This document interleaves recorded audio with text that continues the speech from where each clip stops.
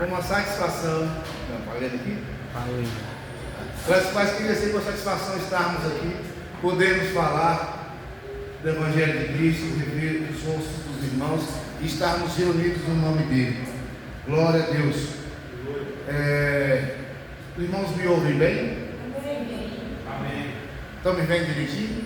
Sim. Tem luz, né? Glória a Deus. Eu queria convidar os irmãos para ficarem de pé e vamos ler um texto bastante conhecido que se encontra no Evangelho de João, no capítulo 3, do verso 14 ao 16. O 16 é de todos bem conhecido. Evangelho de João, capítulo 3. Quem achou diz amém. Amém. Da mesma forma como Moisés levantou a serpente no deserto, assim também é necessário que o Filho do Homem seja levantado, para que todo aquele que nele crer tenha a vida eterna. E o verso 16: porque Deus amou o mundo de tal maneira que deu seu Filho unigênito, para que todo aquele que nele crer não pereça, mas tenha a vida eterna. Amém? De pé como você está, baixe sua cabeça, feche os seus olhos e converse mais uma vez com Deus. Querido Deus, nós te louvamos, meu Pai, pelo privilégio de estarmos aqui na tua casa. Muito obrigado, Pai, porque nós podemos, nesta noite, Deus, entregarmos o nosso corpo racional, ó Deus, conscientes daquilo que nós temos feito e que procuramos fazer para a glória do teu nome. Meu Pai, que nesta noite o teu nome continue sendo exaltado, ó Deus, como ele tem sido exaltado através das canções, através de tudo que foi feito aqui até agora, que a tua palavra, ó Deus, ela exalta o teu nome, que o teu nome seja engrandecido através das nossas vidas, porque assim, ó Deus, eu tenho certeza que em meio às tuas misericórdias, o Senhor estará curando, sarando, restaurando e abençoando o teu povo. Meu Pai, em nome de Jesus, fala aos teus filhos aquilo que eles têm necessidade de ouvir, não necessariamente aquilo que nós gostaríamos, mas aquilo que nós precisamos, porque o Senhor é quem sonda os nossos corações e conhece a necessidade de cada um que estamos aqui. Por isso, Deus, te rendemos graças e te louvamos pelo privilégio de estarmos em tua presença. Obrigado. Os irmãos podem se assentar?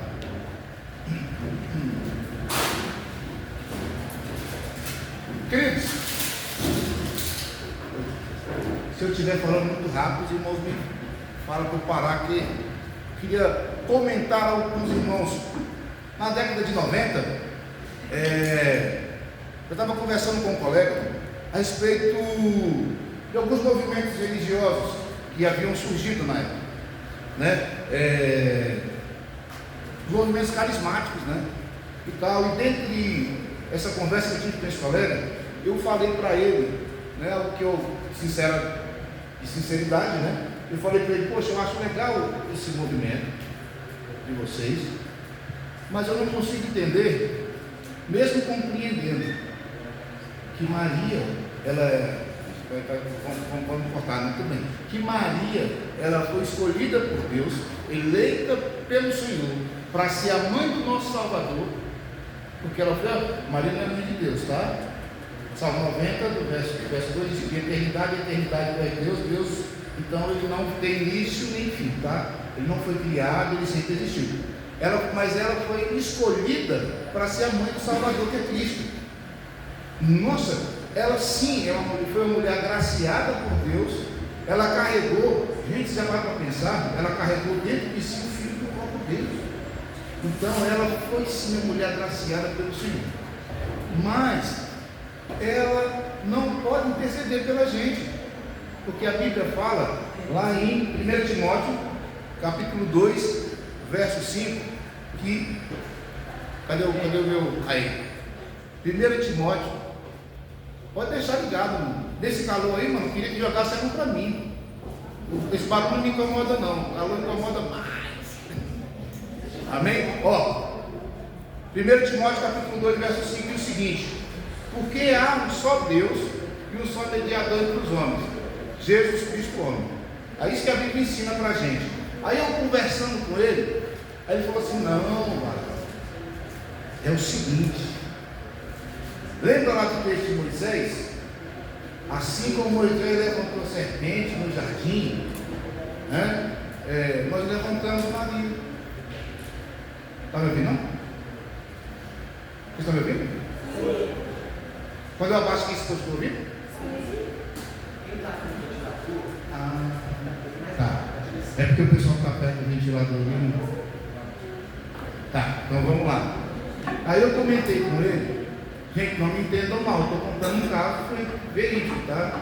Uma situação que aconteceu com um colega e ele falou assim: não, assim, a gente não idolatra, porque a Bíblia tudo é idolatria, né? A gente levanta ela para que as pessoas olhem para ela e sejam agraciadas.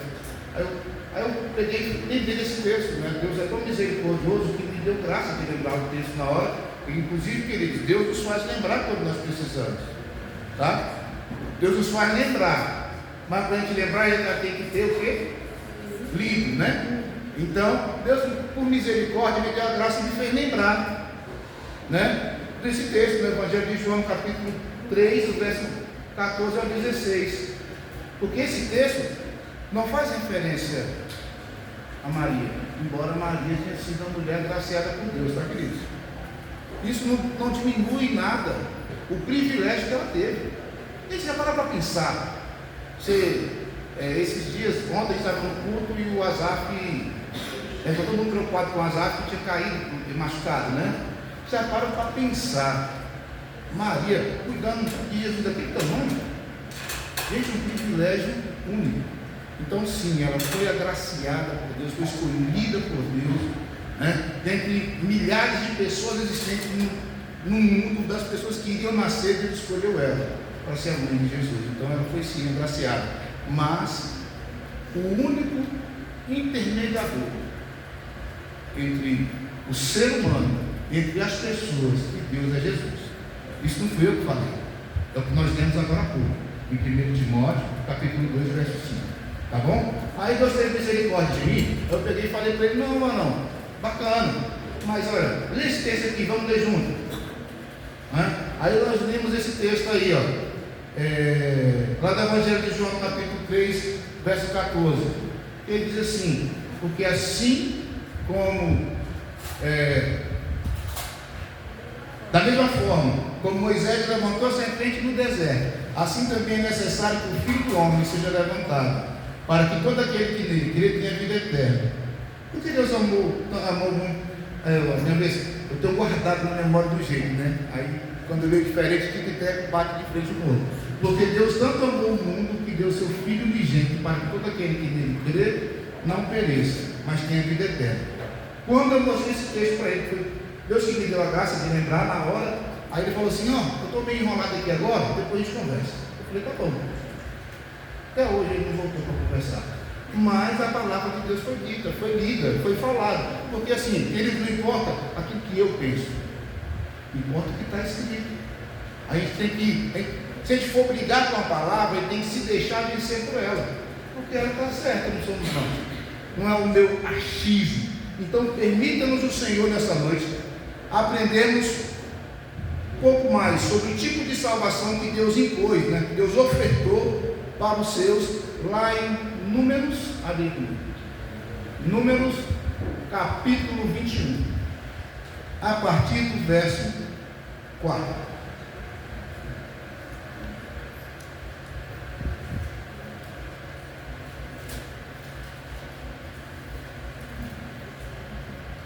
Quem achou diz amém? Quem não achou fala EBD, e olha que EBD está uma bênção, viu? Rapaz, hoje eu sentei aqui para aprender, e ó, de Deus, os professores estão de parabéns, né? Para a glória de Deus, queridos. A Bíblia diz a quem honra, honra, né? Então a gente tem que reconhecer quando o professor se prepara, quando o professor estuda, porque quem está do lado de lá ouvindo não sabe o tanto de tempo que foi desperdiçado. Desperdiçado não, foi investido, né, para se dar aquela lição. O tanto de pesquisa que se faz, o tanto de outras fontes que se tem, né? Para a gente conseguir passar para vocês aquilo que a Bíblia ensina, né? Então, estão muito boas as aulas. A gente daqui conseguiu ouvir o barulho dos adolescentes lá fora, o bom professor deles, mas está muito bom também. Amém? O pessoal lá em cima estava bom, porque eles quase não descem, né? Estava tão bom, quase não desce hoje. Mas Deus tem nos abençoado, então quero convidá-los, convocá-los para estarem presentes nas nossas igrejas. Vamos lá? Números 21, a partir do verso 4, diz assim: partiram eles do monte Or pelo caminho do Mar Vermelho, para contornarem a terra de Edom, mas o povo ficou impaciente no caminho, e falou contra Deus e contra Moisés, dizendo: por que vocês nos tiraram do Egito para morrer no deserto? Não há pão, não há água, e nós detestamos essa comida miserável. Então o Senhor enviou serpentes venenosas que morderam o povo, e muitos morreram. O povo foi a Moisés e disse: pecamos quando falamos contra o Senhor e contra você. Ore, pedindo ao Senhor que tire as serpentes do meio de nós. E Moisés orou pelo povo. Verso 8: o Senhor disse a Moisés: faça uma serpente, coloque-a no alto de um poste. Quem for mordido e olhar para ela viverá. Moisés fez então uma serpente de bronze e a colocou num poste. Quando alguém era mordido por uma serpente e olhava para a serpente de bronze, fazia o quê? Permanecia vivo, era sarado, era curado, não é? Pai da petição. Então a pessoa continuava. Vamos lá, para a gente entender o contexto desse texto, não é? Teve uma rebelião no deserto. Nós sabemos que Deus tirou o povo do Egito, né, com um braço forte, salvou o seu povo ali, tirando do Egito. Houveram umas 10 pragas, não é? E Deus levou o seu povo com um braço forte. Eles passaram pelo meio do Mar Vermelho e com os pés a seco. E o exército de Faraó, que tentou ir contra o povo de Deus, morreu afogado no mesmo Mar Vermelho pelo qual o povo de Deus passou. E lá em Deuteronômio, no capítulo 1, verso 26 ao 40, eu não vou ler com os irmãos, porque o texto é bem grande, do 26 ao 40, então eu vou fazer um resumo para os irmãos. O que aconteceu? Quando os israelitas chegaram na fronteira da terra prometida, eles se revoltaram contra Deus, por causa da sua falta de confiança no poder de Deus, né? Os israelitas se recusaram a entrar na terra e, ao invés disso, exigiram voltar para o Egito. E Deus declarou que, como resultado da desobediência e falta de fé deles, somente os filhos deles poderiam entrar na terra. Deus então levou de volta para o deserto, onde eles ficaram vagando por 40 anos, até que seus filhos tivessem idade suficiente para entrar na terra prometida, e a geração mais velha, que havia se recusado a entrar na terra, tivesse morrido. Isso é o resumo do que está em Deuteronômio. Anote para você ler em casa depois. Deuteronômio capítulo 1, versos 26 ao 40, amém?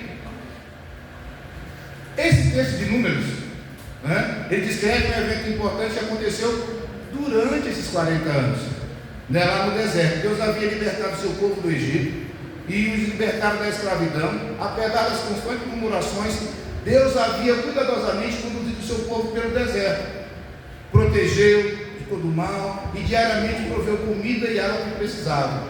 Mas ainda assim, em Números no capítulo 21, no verso 5, diz: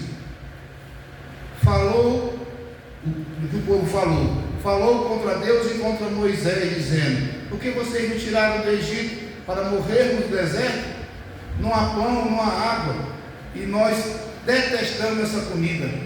Diante dessa análise, detestamos, não só detestamos essa comida, né? Detestamos essa comida o quê? Comida miserável, né?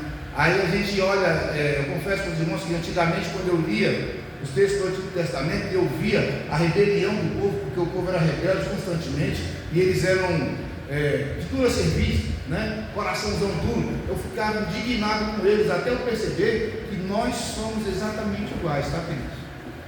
Só que o nosso pecado, quando a gente vê no outro, o nosso é feio demais. Quando é a gente cometendo o mesmo erro, a gente até que não é tão ruim, não é? Por quê? Porque somos nós, e isso também é errado, tá bom, queridos? Só para a gente entender. Então o povo falou contra Deus e contra Moisés. Diante dessa rebelião, né, Deus fez acontecer uma série de eventos dramáticos, que não seriam somente relatados na história de Israel, mas que seriam usados por Deus para apontar para outra ilustração impactante do seu plano eterno de salvação. Bom, Deus usou isso para mostrar aquilo que ele faria posteriormente. Deus ofereceu vida a toda aquela nação rebelde. Por causa dessa rebelião do povo contra ele, contra Deus, Números 21, verso 6 diz: então o Senhor enviou serpentes venenosas que morderam o povo e muitos morreram. O veneno dessa serpente era mortal. Então naquela época eles estavam no deserto, tá? Então não havia hospital, não havia remédio, né? Para tirar o efeito do veneno, para que eles pudessem ser curados. E essas picadas de cobra eram fatais. Toda vez que fosse picado por elas, certamente morreriam, tá? Quando os israelitas perceberam o perigo que estavam, viram o que haviam feito, aí eles vão lá para verso 7. Aí o povo foi lá a Moisés e disse: nós pecamos, né? Nós erramos, pecamos, falamos contra o Senhor e contra você. Ora aí, pedindo para Deus ter misericórdia de nós, né? Olhe para pedir para o Senhor que tire as serpentes do meio de nós. E Moisés foi lá e orou pelo povo. Em resposta ao clamor por libertação, Deus estava prestes a prover uma cura completa. Essa cura não somente reverteria os efeitos do veneno, né? Ela seria oferecida gratuitamente por Deus, vida no lugar de morte, seria oferecida por Deus para cada pessoa da nação, independente de idade, gênero, classe social, ou até mesmo tipo de rebelião que eles tivessem cometido, tá? E em Números 21, verso 8, o Senhor disse a Moisés: vai lá, faz uma serpente e coloca no alto de um poste. Quem for mordido e olhar para ela, vai viver. Deus deu oportunidade do povo, que no começo da história, quando eles saíram do Egito, e Deus mandou que eles adentrassem na cidade prometida, e eles tiveram medo porque eles tinham mandado espias olharem a cidade, e viram que o pessoal era grande e forte, e ficaram com medo, esqueceram que Deus tinha capaz de fazer milagres para tirá-los do Egito, para sair do Egito, para passar pelo Mar Vermelho, e ainda assim eles não conseguiam confiar no Senhor. Aí aqui, Deus dá mais uma oportunidade para que o povo confiasse nele. Moisés fez uma cobra de bronze e pendurou no madeiro. Agora, essa serpente não era para ser um ídolo, tá? Não era para ser adorado. Porque toda a Bíblia, Deus enfaticamente proíbe a adoração de ídolos. Essa cobra de bronze também não tinha qualquer poder mágico, tá? As pessoas olhavam para ela e eram curadas. Mas a razão por elas serem curadas é porque elas estavam obedecendo. Elas estavam confiando em Deus, tá bom? A razão que Deus disse a Moisés para colocar essa cobra em um madeiro era para dar às pessoas a oportunidade de confiar nele. A cura que Deus proveria não seria imposta a ninguém.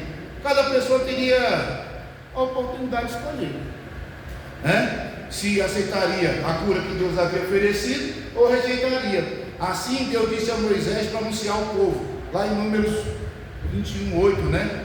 Quem for mordido de olhar para ela, viverá, permanecerá vivo, né? Viverá. Deus estava dizendo para o seu povo: confie em mim. Ele pode falar: aí filho, confia no Pai, confia em mim, olhe para mim, confia e viva. Quando alguém cresce no que Deus havia dito, ao olhar para a cobra no madeiro, instantaneamente aquela pessoa era curada e recebia vida. Mas se alguém na multidão naquele dia dissesse: o quê?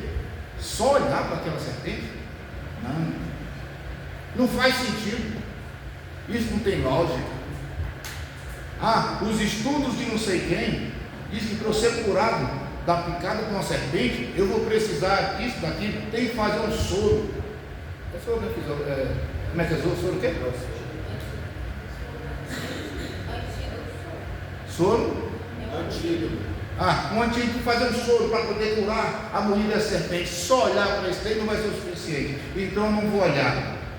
Então, observe que o texto diz que quem olhasse, a pessoa tinha a oportunidade de escolher. Olhe só, a pessoa estava lá, prestes a morrer, e tinha a opção de: e agora? Eu olho ou não olho?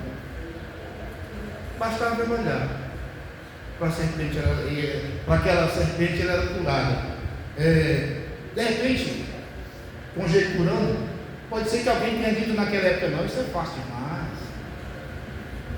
Não, acho que isso aí não é verdade, não. Não sei se eu vou olhar, não sei se a minha família vai olhar. Não sei se vale a pena.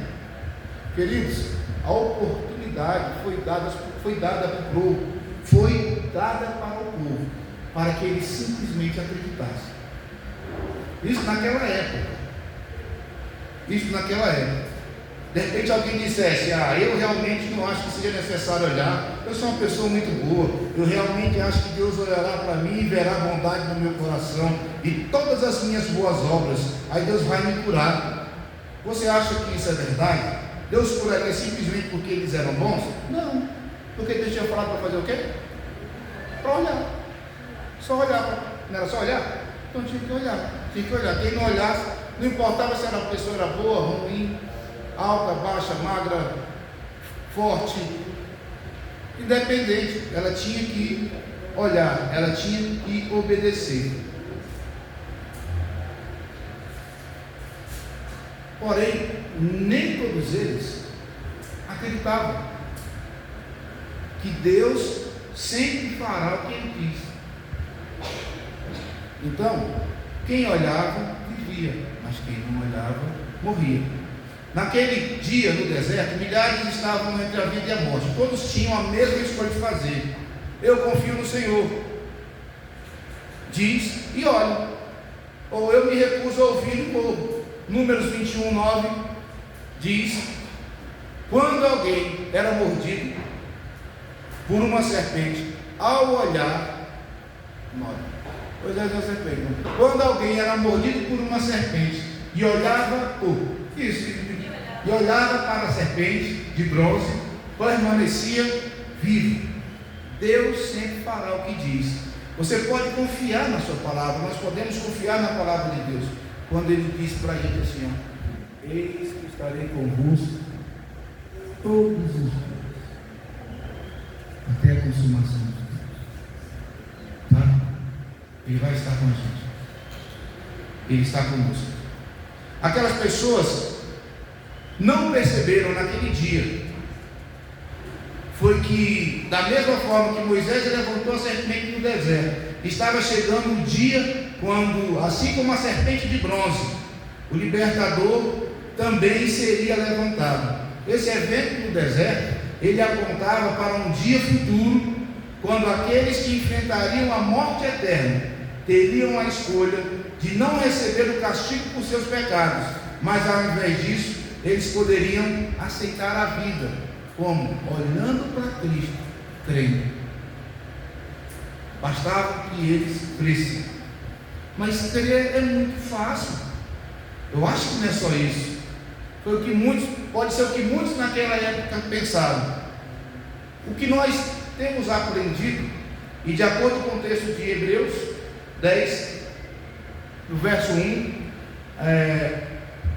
ele fala que o Antigo Testamento é como se ele fosse trouxesse ilustrações de uma expiação futura, de uma morte substitutiva.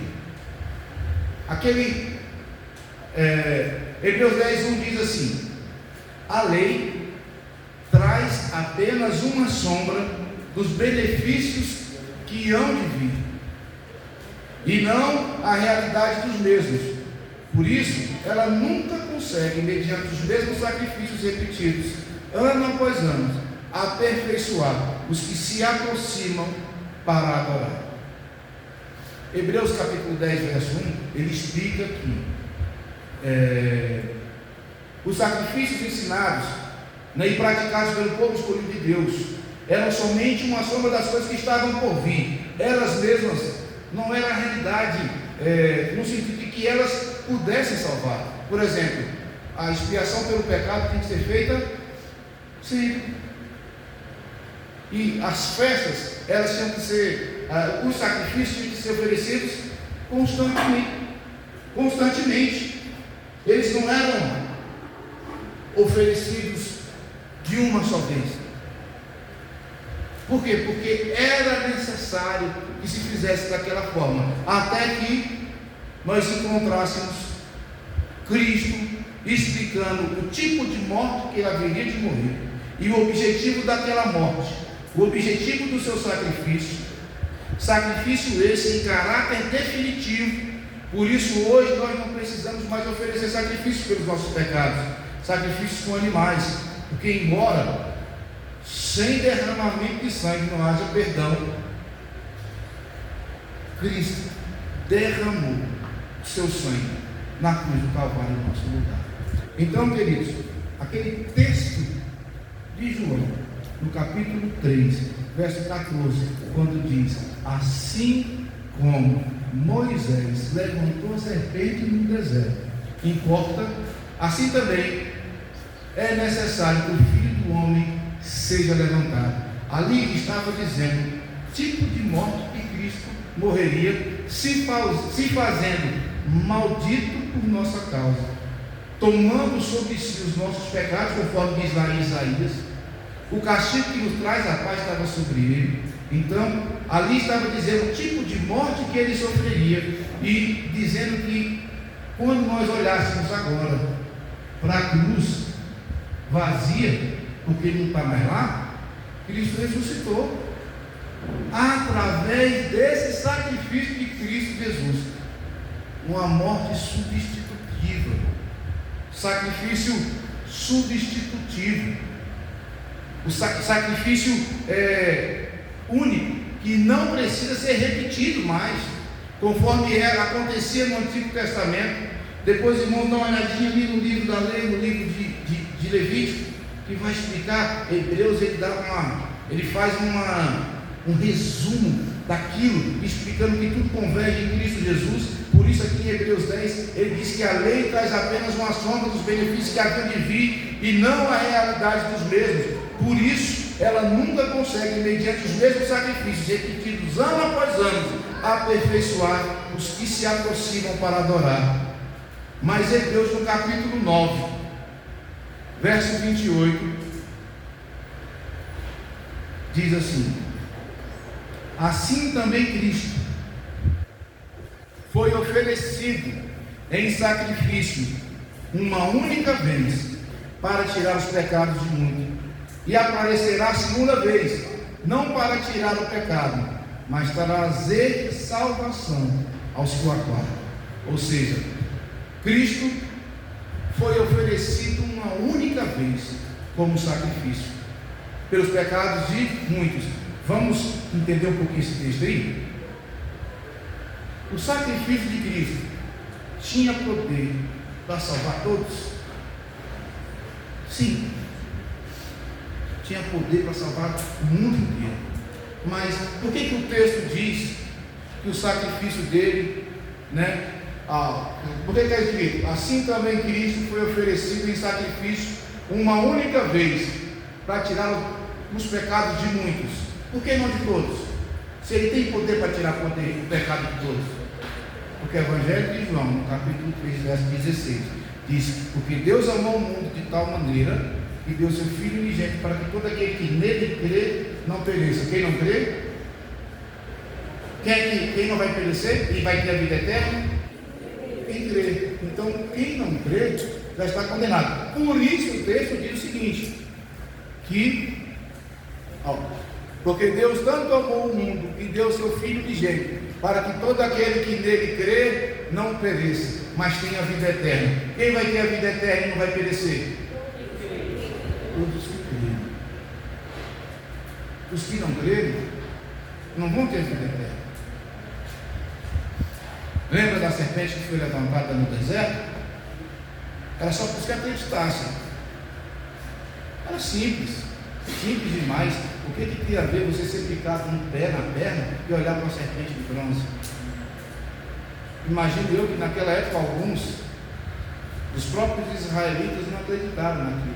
Como hoje, um dia, as pessoas não conseguem entender que Deus, para salvar os seus, enviou seu Filho Jesus para morrer na cruz do Calvário, pagando um preço que nós éramos incapazes de pagar.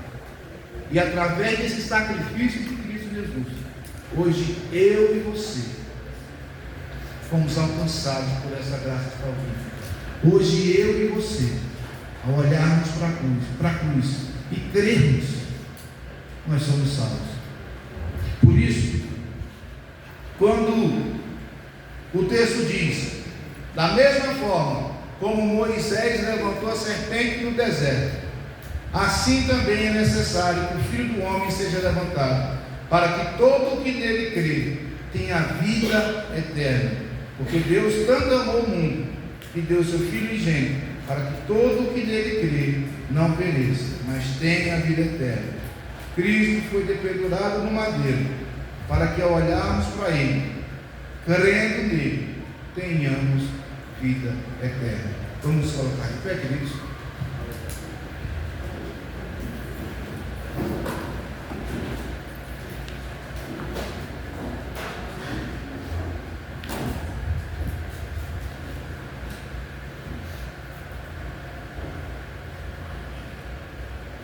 Feche seus olhos por a sua cabeça.